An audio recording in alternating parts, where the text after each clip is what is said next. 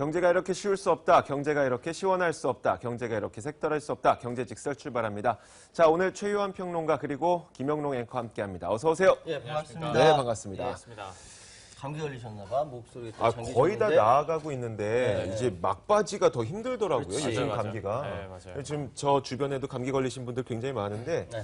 나아가는데 힘들다 이런 얘기들 좀 많이 하세요. 나아지는 네, 나아가고 있는 건 한국 맞는데. 사회가 네. 한국 사회가 날로 나아지고 있는 건 사실이에요. 그런데 근데 힘들어요? 이게 힘들어요. 네. 발전하는 이 과정이 굉장히 네. 힘든 거예요. 오늘 주제도 마찬가지라는 생각이 들어요. 알겠습니다. 굉장한 의미를 또 부여해 주셨어요. 그러게요. 자, 그러면 이 의미를 포함하고 있는 오늘의 주제가 무엇인지 지금 바로 공개해 드리겠습니다. 만나보시죠.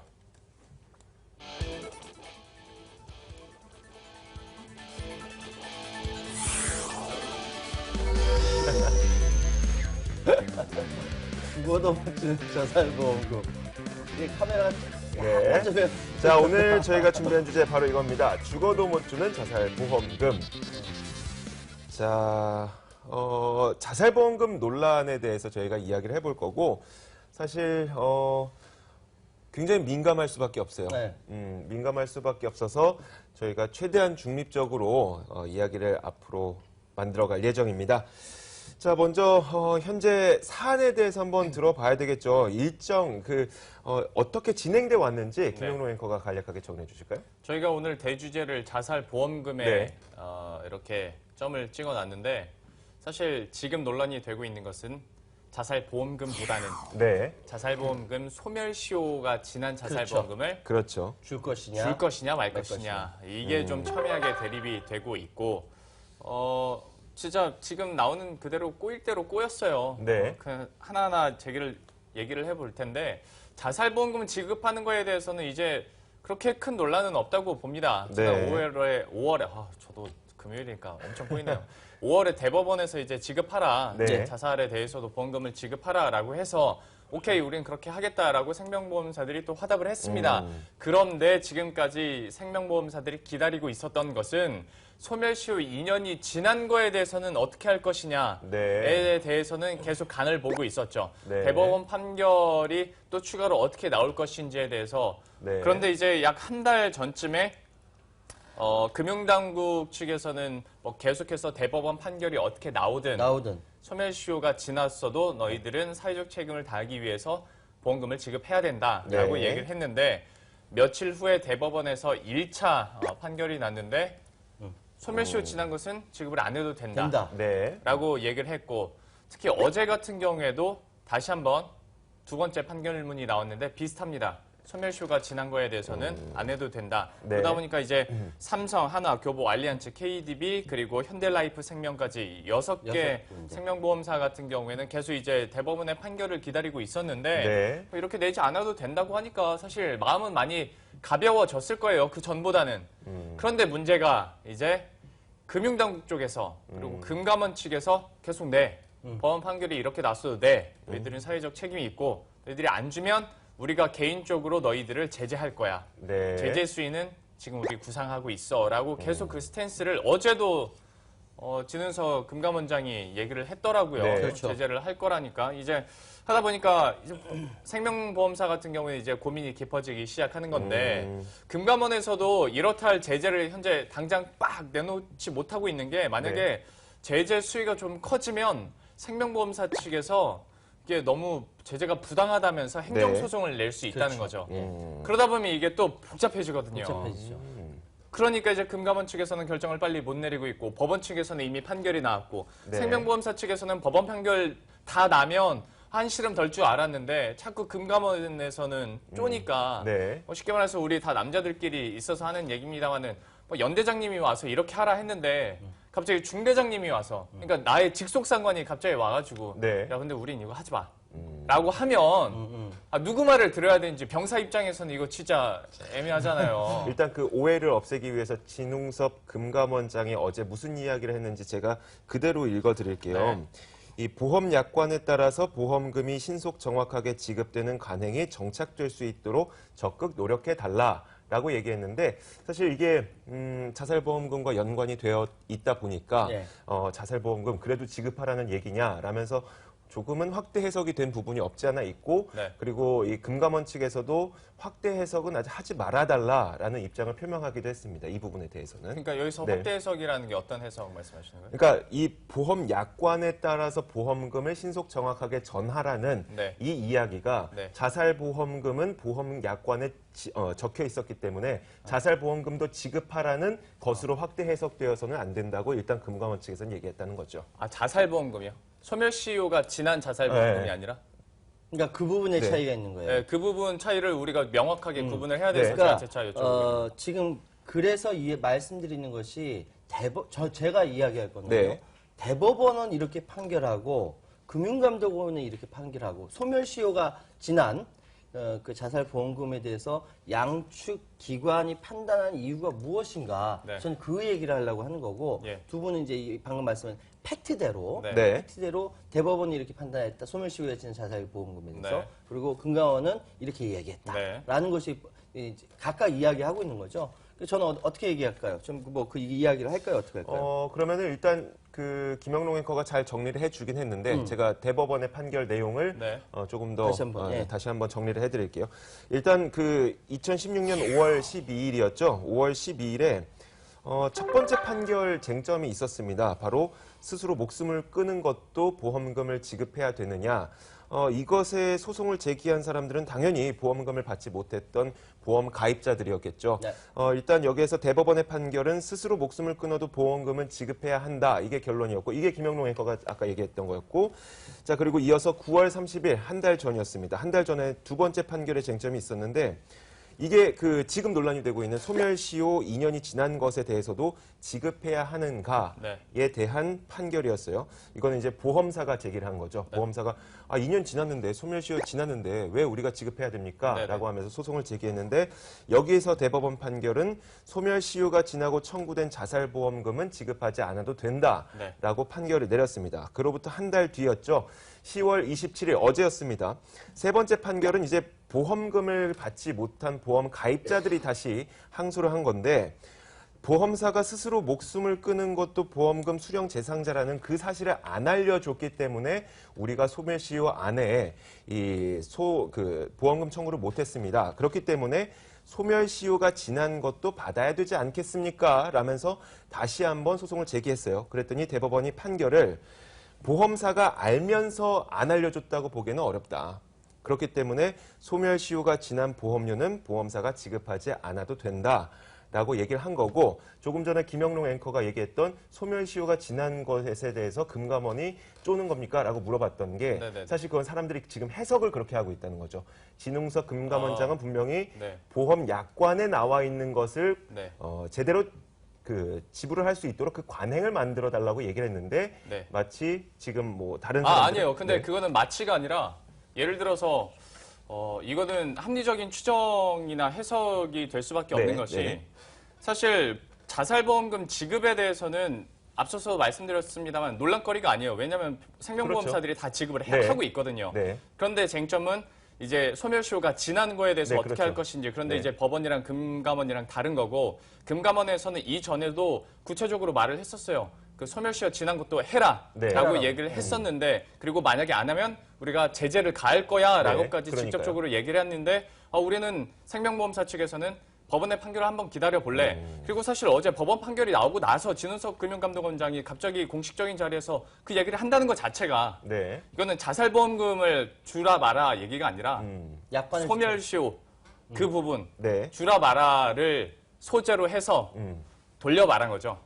약관이 써 있고 보험은 가입하되 보험금을 못 받는 문화를 만들어서는 안 된다라고 네. 얘기를 한 거니까 이거는 합리적으로 우리가 해석을 했을 때 그렇게 해석할 수 있는 거죠. 그러니까 네. 두 사람 의견이 이게 상충되는 게 아니에요. 네, 그럼요. 그렇죠. 서로 이게 상충된다 하면 네네. 내가 가운데 앉고 둘이 싸움을 붙이는 아니, 게 해석 부분에서. 자, 그런데 금감원의 이게 해석 또 부분에서. 여기에서 궁금해지는 게 예. 이렇게 금감원하고 대법원의 판결이 상충됐을 때에는 누구의 말을 따라야 돼요? 진짜 중대장이에요, 연대장이에요? 그 군대에서 중대장, 연대장은 뭐랄까 계급상에 네, 이루어지는 그렇죠. 그렇죠. 거예요. 네. 여기는 그렇지 않아요. 네. 근데 행정기관까지 해석을 달리할 때 서로 부딪히는 것이 많고 제가 사실 방송 시작하기 전에 두 분께 말씀드렸던 것이 앞으로 사회가 더 고도화되고 네. 더 여러 가지 문제가 있을 때 기관끼리 부딪혀서 기관끼리 이제 해석해야 되는 것이 더 많을 것이다라고 네. 말씀드렸는데 자 그래서 제가 어제부터 굉장히 심각하게 고민했어요. 국가란 과연 무엇이냐? 국가를 이루는 이제 국민들이 있는데 여기서 일을 하고 있는 국가 기관들은 도대체 어떤 역할을 하는 것이냐? 네. 사회가 지금 막 시끄럽잖아요. 자기가 자기 역할을 잘 못하니까 그런 거거든. 그래서 제가 고민을 많이 했어요. 네. 그래서 두 분께도 질문도 드릴게요. 네. 자, 대법원과 지금 금융감독원의 문제입니다. 네. 네. 대법원은 뭐죠? 사법기관의 최고기관이죠. 그렇죠. 그걸 우리 다 네. 알고 있는 거예요. 그래서 대법원에서 진행되는 일들은 어떤 일들이냐면 법의 구체적인 해석과 적용 이거를 담당한 사법부의 최고기관이에요. 네. 그래서 법을 해석한다는 게 뭐냐면 수도 없이 많은 일들이 벌어졌을 때 이게 뭐지 옳다 그르다 이런 것들을 딱딱 판결해주고 이렇게 하는 그 최고 사법기관이고 네. 금융감독원은 뭐냐면 이 금융 관련돼서 이게 네 군데예요. 은행감독원과 증권감독원과 보험감독원과 신용관리기금이 네 군데가 합쳐진 거거든요. 네. 근데 여기에서 금융기관의 건전성을 확보하고 공정한 시장 질서를 확립하며 금융소비자를 보호하는 데 역할하는 것이 금융감독원이에요. 네. 그러니까 공정거래 여부를 감시하는 거지. 네. 네. 그렇다고 한다면, 그러니까 정리하자면 대법원은 팩트, 네. 이 사실에 대해서 옳고 그름을 해석하고 그걸 우리 생활에 어떻게 적용할 것인가 여기에 대해서 이렇게 하는 사법기관이라고 한다면 네. 그러니까 금융감독원은 그 가운데서 금융거래에 관련돼서 잘 이루어지나 그렇지 않은가 이렇게 각각 개별 금융기관들이 네. 그 소임을 잘하고 있는가 그렇지 않은가에 대해서 이렇게 잘 살펴보는 감시 기능을 하는 정부 기구거든요. 네. 근데 이게 충돌이 된단 말이에요. 예. 일반 국민들은 누구 말을 따라야 돼? 라고 궁금해할 수밖에 없는 것이고. 네, 이것 때문에 요즘에 삼권 분립이 위태위태하다 뭐 이런 네. 얘기까지 얘기가 나오는데 네. 솔직히 앞에까지는 이제 많은 분들이 알고 계실 거예요. 네. 핵심적으로 그러니까 어떤 얘기를 하고 싶으신가요? 대법원은 지금 자기한테 맡겨진 이슈에 충실합니다. 그렇죠. 네. 그래서 보험 자살보험 시효 관련돼서도 보험사의 소멸시효 완성, 소멸시효가 됐다. 네. 이 주장이 권리남용에 해당한다. 이거 보기 어렵다. 이런 거죠. 그러니까 그렇죠. 안 줘도 된다는 거예요. 네. 손해배상 책임이 없다라는 것이고 네. 이게 지금 벌어진 이슈에 충실하고 금융감독원은 이슈를 넘어서 아니면 이슈 이전에 원인을 따지는 곳입니다. 네. 그래서 보험사가 잘못 그 약관 누가 작성했어요? 보험사가 작성했잖아요. 네. 그 약관에 대해서 책임이 없게 된 거, 보험금 지급해야 된다는 거예요. 이거 두 가지가 충돌하는 거죠.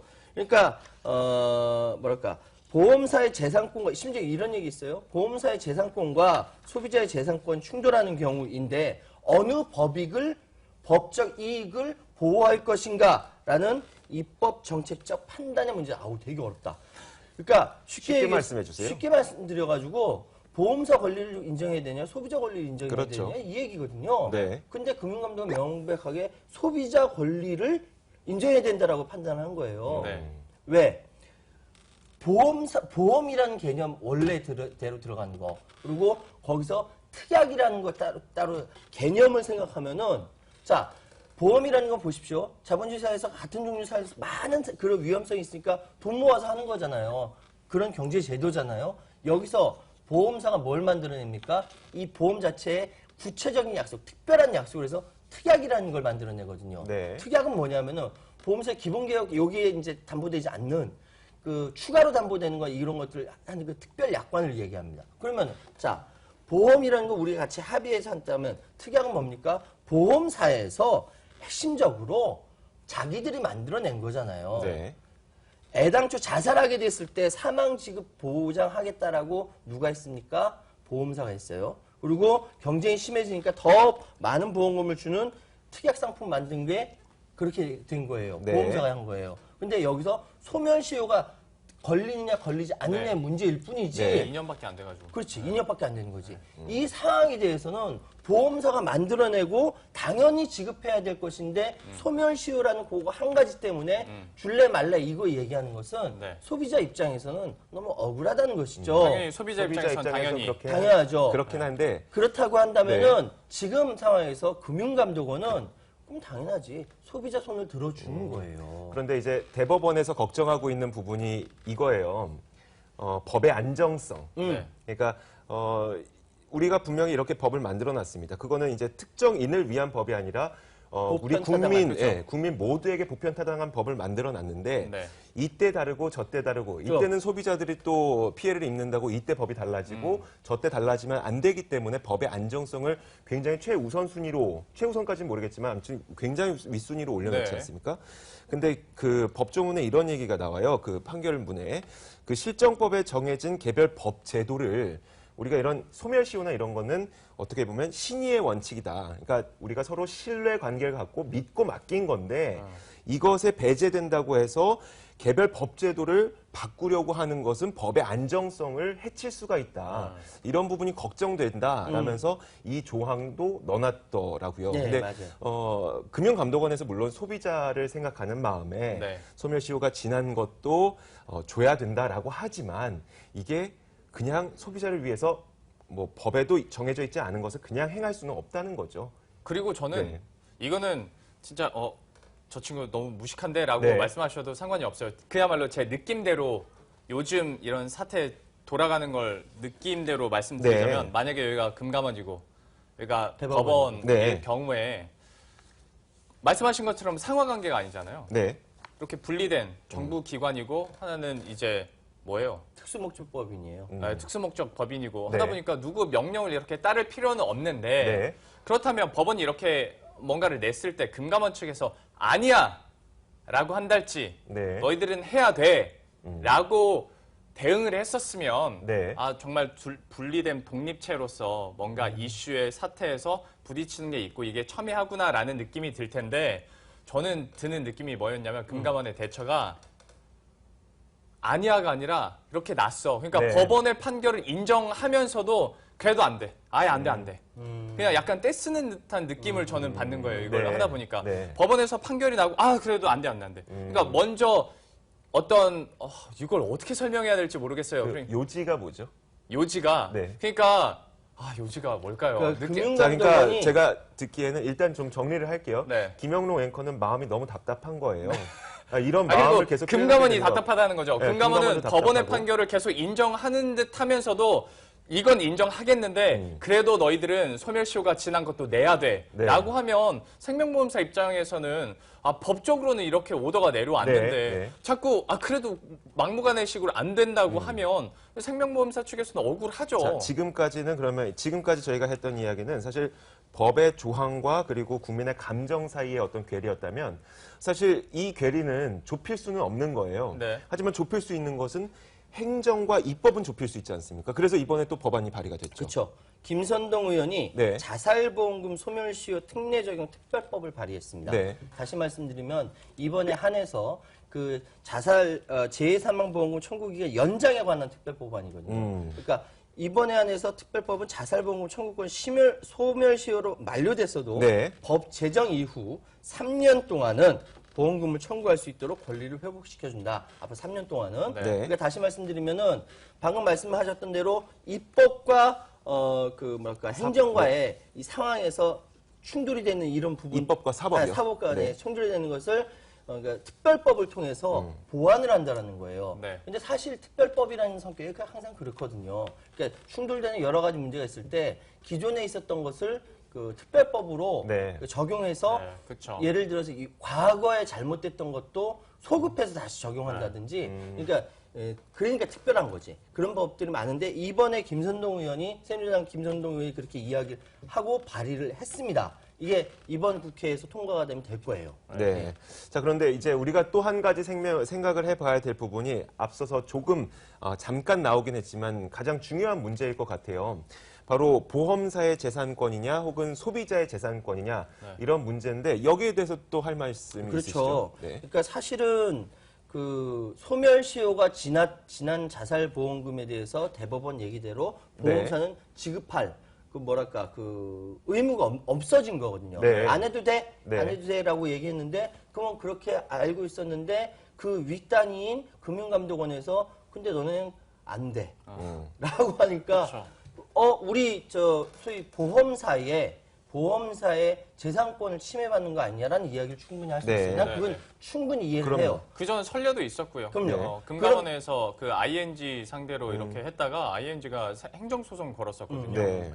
그런데 문제는 뭐냐면은 이것에 이렇게 되는 데 있어서의 그 문제의 빌미를 누가 줬느냐, 네. 누가 줬느냐. 네. 즉 얘기해서 자살보험금이라는 것들을 만들고 보험금을 만들고 자살보험금의 특례 특약을 넣고 그리고 여기서 이 그 소멸시효 2년이라는 걸 넣고 이걸 누가 다 했느냐면 보험사가 했다는 거지. 그렇죠. 네. 이 네. 모든 것들 자기들이 했는데 그러니까 이거죠.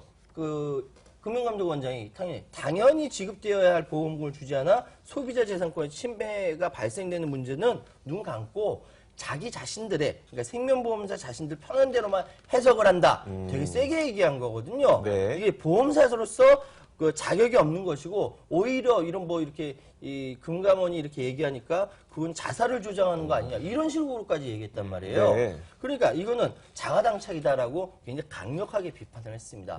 그래서 이게 드리는 말씀은 뭐냐면은 내가 아까 법적 안정성 얘기했잖아요. 네, 네. 법원에서 이야기하는 법적 안정성 굉장히 중요합니다. 네. 나라가 구성하고 나라가 이게 끌어가는데 법적 안정성이 굉장히 중요해요. 근데 그 법적 안정성 누구를 위해서 있는 것인가? 국민을 위해서 있는 거거든요. 네. 법적 안정성이 있어야 그거를 믿고 따라가는 국민들이 아 우리나라는 정말 정상적인 국가야 하고 따라가는 거지. 네. 그 법적 안정성은 누구를 위해서 있는 거냐? 바로 국민을 위해서 그렇죠. 있는 것이다. 근데 오히려 역으로 그걸로 인해서 국민들이 고통을 받는다면은 네. 이 근본적인 원인은 어디 있느냐에 대해서 따져야 되는 거 아니냐라는 이야기죠. 네. 정말 미안한 얘기인데 네. 생명보험사들이 국민의 안전과 행복, 재산권 지키는데 얼마나 마음을 쏟고 있을까라는 생각이 들어요. 아니, 왜냐하면 보험사는 그 기본적으로 국민의 생명과 안전을 지켜야지 본인들이 돈을 법니다. 예. 그렇기 때문에- 그거야 당연한데 네. 솔직히 현재 벌어진 상황 보면은 돈이 나가면 안 되는 안 상황이잖아요. 되는 상황이지. 재산권을 지켜주면 안 되는 상황이잖아요. 그리고 또 하나가 상장사다잖아요. 네. 만약에 보험금 지급 관련해서 소멸시효 지난 것까지 다 보내잖아요. 네. 주주들이 또 소송 걸 수도 있어요. 그렇죠. 그러면 생명보험사 입장에서는 국민이 더 무서울까? 주주가 더 무서울까? 뭐 국민과 주주를 서로 이렇게 다음 사칭시킬 건 분기 아닌데. 실적 발표가 더 무서울까? 아니면 뭐 이렇게 국민의 재산권을 이렇게 지켜주는 게 무서울까라는 생각을 하게 되는 거예요. 저도 네. 뭐 오늘만큼은 약간 좀 감정적으로 계속 가긴 하는 네, 것 같습니다만은 현실이 그렇죠. 솔직히 이렇잖아요. 네. 그러다 보니까 이게 해결이나 될까라는 것도 좀 의문이고 네. 과연 이렇게 입법부와 사법부가 자꾸 부딪힌다는데 그러면 그래서 우리 소비자들은 보험 가입한 사람들은 그래서 어쩌라고라는 계속 사태가 이어지다 보니까 좀 답답하더라고요. 예. 네. 자, 우리가 이 문제 자체가 너무 민감하고 또 돌아가신 사자에 대한 어떤 명예들도 있기 때문에 네. 정말 함부로 이야기하기가 어렵긴 하지만 사실 그 김영롱 앵커가 약간 감정적으로 생각을 했던 그 보험사가 얼마나 생각해 줄까 이런 것들은 좀 조심해야 될 것 같다는 생각이 드네요. 보험사는 분명히 예. 보험사는 분명히 우리의 안전과 생명이 담보돼야만 돈을 잘 버는 그런 기관이기 때문에 기업이기 때문에 그걸 얼마나 생각할까? 뭐 주주가 무서워서 내가 생명보험 그 자살보험금을 지급하지 않을까? 이런 생각을 그렇게 들죠. 말씀하시면 네. 기관에 대해서 비판을 전혀 하면 안 되는 거죠. 정부에 대해서도 우리가 비판을 하면 안 되는 거고 어떤 금융 기관에 대해서도 비판을 하면 안 되는 건데 그 부분은 우리가 국민들이 그렇게 느끼는 부분에 대해서는 말할 수 있는 거 아닌가요? 그러니까 국민들이 느끼는 부분에 대해서 이야기한 거고 네. 김용래 앵커도 그 국민의 한 사람이니까 네. 이야기한 거고 그런데 문제는 그게 아니라 이것이 이렇게 상충되는 사건들이 벌어졌을 때 결론을 대법원에서 내고 그 실행을 하는 금융감독원에서 실행하는 그 결론을 달리 냈을 때 네. 상장사이고 돈이 많은 그리고 보험사들은 어떤 판단을 해야 할 것인가에 대한 문제잖아요. 네. 그래서 저는 그래서 이 부분 한 사람이 자살을 했고 고인이 되셨는데 그 유가족이 보험금을 달라고 했을 때 소멸시효가 지났을 때 그 소멸시효 그러니까 특약도 있고 보험금도 만들고 이 모든 것들을 했던 거대 보험사가 그 개개인들이 다 모여서 보험사 돈 버는 건데 네. 그걸 무시해서 왜 안 주겠다라고 한다면은 저는 그것이 일반적인 국민 입장에서는 에이 그러지 마라 정말 열 나쁘다 받죠. 예. 그렇게 이야기할 수밖에 없는 것이죠. 그럼요. 그래서 이 결론을 이렇게 낸 대법원에 대해서도 네. 왜 법은 항상 있는 사람들, 왜 권력이 있고 힘 있고 그런 대로만 치우쳐서 판결을 하냐 이렇게 이야기하는 것이 국민들의 심정이고요. 그렇죠. 한국 사회에 벌어지고 있는 많은 일들, 지금 시끄러운 여러 가지 일들도 그렇게 치우쳐 있는, 이렇게 기울어져 있는 추가 그렇게 돼 있으니까 네. 법에 대해서 못 믿게 되는 것이죠. 그렇죠. 예, 그게 솔직히 우리가 느끼는 일반적인 법감정이에요. 일반적인 감정이고. 예. 네, 알겠습니다.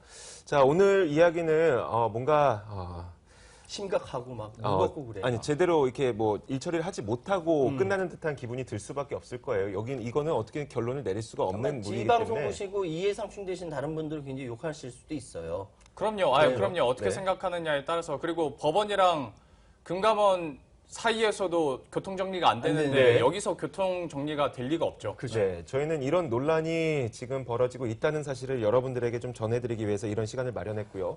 자, 마지막으로 좀 한마디씩 하고 오늘 시간을 좀 마무리해 지어보도록 하죠. 먼저 네. 말씀하세요. 저의 결론즉설 그 전에도 잠깐 나왔습니다마는 그래서 어떻게 되는 건데입니다. 그래서 어떻게 되는 건데? 우리가 이렇게 저는 논란이 되고 논의가 되고 약간 서로 약간 피치가 올라갈 줄 알았어요. 네. 근데 이런 결론이 날 줄 알았어요. 그래서 어떻게 되는 건데? 어쩔. 네. 전혀 이게 문제 해결되는 양상이 안 보이다 보니까 결론즉설을 이렇게 내봤습니다. 네, 알겠습니다. 평론가님 말씀해 주세요. 저는 문제를 이렇게 딱 봤을 때 커다란 결론이 딱 나는데 그걸 굳이 손바닥으로 가리려고 하는, 응? 가리려고 하는 뭐 이런 거 아니냐라는 생각이 들어서 손바닥으로 하늘 가리기라고 결론을 내겠습니다. 왜? 사실 사자에 대한 예의도 있고 네. 그 여러 가지 문제들이 많지만 보험사에서 그러면 안 되는 거예요. 예의 지켜야죠. 그래서 제 결론은 손바닥으로 하늘 가리기입니다. 네, 저는 마지막으로 이 논란 자체가 어떤 해결책을 우리에게 가져다 줄 수는 없기 때문에 그냥 좀 불편하구나 표정이. 좀 많이 계속 불편해. 많이 어려워요. 어. 자, 그래서 저는 조금 붕 뜰 수도 있겠지만 이런 말씀을 드리면서 오늘 이 시간을 마무리 짓고 싶습니다. 자살을 글자 순서를 바꿔보면 살자가 돼요. 네 맞아요. 네, 뭐 이런 논란이 되기 전에 우리는 또 아주 힘을 내서 살아야 되겠죠. 열심히 살아야죠. 갑자기 캠페인으로 끝나면 이거 우리 지금까지 한 얘기 우리 도저히 제가 어떤 이야기를 할 수가 없었습니다. 오늘 이해해. 논란에 알겠습니다. 대해서 도저히 어떤 것도 제가 이야기를 할 수가 없었기 때문에 어쩔 수 없이 이런 결론을 내릴 수밖에 없었습니다. 자, 이해해 주시길 바라겠고요. 오늘 결론직설까지 들어봤고 경제직설 시간 여기서 마무리 짓겠습니다. 최유한 평론가 그리고 김영롱 앵커 수고하셨습니다. 고맙습니다. 수고하셨습니다. 가자.